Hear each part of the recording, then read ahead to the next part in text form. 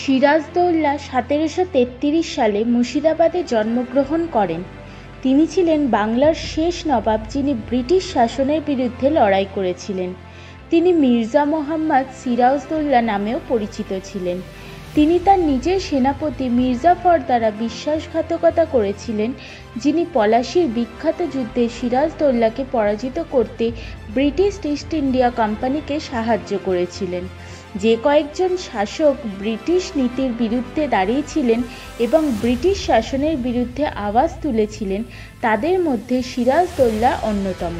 এটা বলা যেতে পারে যে মির্জাফর থেকে সিরাজদৌল্লার বিশ্বাসঘাতকতা ভারতীয় ইতিহাসে একটি অত্যন্ত গুরুত্বপূর্ণ অংশ, কারণ এটি ব্রিটিশদের বাংলা এবং পরবর্তীতে ভারতীয় উপমহাদেশের অন্যান্য অংশ জয় করতে সাহায্য করেছিল।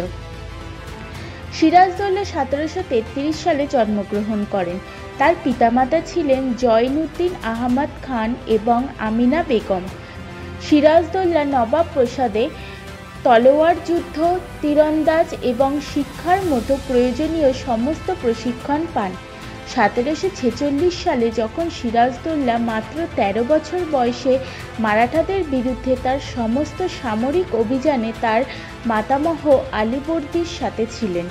সিরাজদৌল্লা তার মাতামহের খুব ঘনিষ্ঠ ছিলেন, যিনি তার জন্মের পরপরই তার ভালো যত্ন নেন।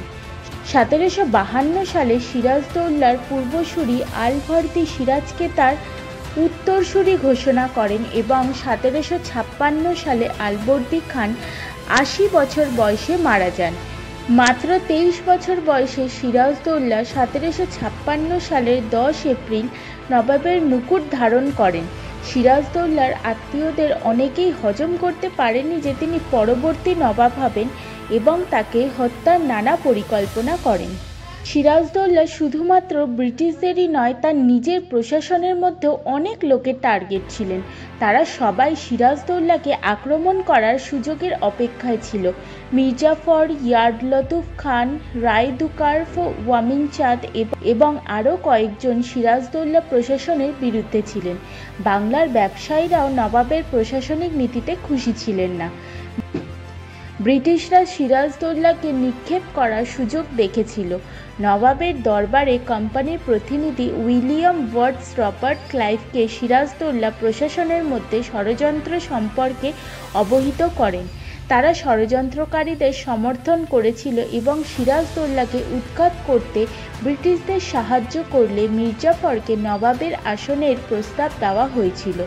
ব্রিটিশরা মির্জাফরের সাথে একটি চুক্তিতে প্রবেশ করে, যেখানে বলা হয়েছিল যে পলাশীর যুদ্ধে ব্রিটিশদের সাহায্য করলে মির্জাফরকে বাংলার নবাব করা হবে। রবার্ট ক্লাইভ তার সৈন্যদের চান্দের নগরে নিয়ে যান। ব্রিটিশদের আক্রমণ জানতে পেরে সিরাজদৌল্লা খুবই ক্ষুব্ধ হন, কিন্তু আফগান ও মারাঠাদের আক্রমণের ভয় তিনি কিছুই করতে পারেননি। তাই ব্রিটিশদের বিরুদ্ধে যুদ্ধ করার জন্য তিনি তার পুরো সৈন্যবাহিনীকে চান্দের নগরে পাঠাতে পারেননি। তার সেনাবাহিনীকে শক্তিশালী করার জন্য সিরাজদৌল্লা ফরাসিদের সাহায্য নেন, এমনকি তারা বাংলা থেকে ব্রিটিশদের উৎখাত করতে চেয়েছিলেন। সিরাজদৌল্লা এবং ব্রিটিশদের মধ্যে যে যুদ্ধ শুরু হয়েছিল তাকেই পলাশীর যুদ্ধ বলা হয়। সিরাজদৌল্লা মুর্শিদাবাদ এবং সেখান থেকে পাটনার একটি ছোট্ট শহরে পালিয়ে যান। তিনি একটি নির্জন বাগানে আশ্রয় নেন, যেখানে তিনি মির্জাফরের লোকেদের দ্বারা গ্রেফতার হন। শীঘ্রই তাকে মির্জাফরের কাছে হস্তান্তর করা হয়।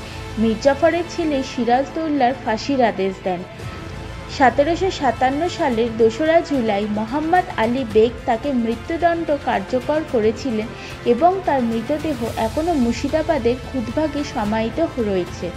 তার সমাধি দেখতে খুব সাধারণ এবং তেমন রক্ষণাবেক্ষণ করা হয়নি, তবে এটির চারপাশে বাগানে ঘেরা। এইভাবে সিরাজদৌল্লার অবসান ঘটে, যিনি মূলত একজন দুষ্টু ব্যক্তি হিসাবে বিবেচিত ছিলেন, যিনি ব্রিটিশদের বিরুদ্ধে সাহসী লড়াই করেছিলেন। পলাশীর যুদ্ধে ব্রিটিশদের কাছে তার পরাজয়কে মূলত ভারতে ব্রিটিশ আধিপত্যের সূচনা হিসাবে বিবেচনা করা হয়। তবে আজকের ভিডিওটি এখানেই শেষ করছি। খুব তাড়াতাড়ি নিয়ে হাজির হব আরও একটি ইনফরমেটিভ ভিডিও। জানার জন্য চ্যানেলটিকে সাবস্ক্রাইব করে নিন। দেখা হবে আবার পরের একটি ভিডিওতে।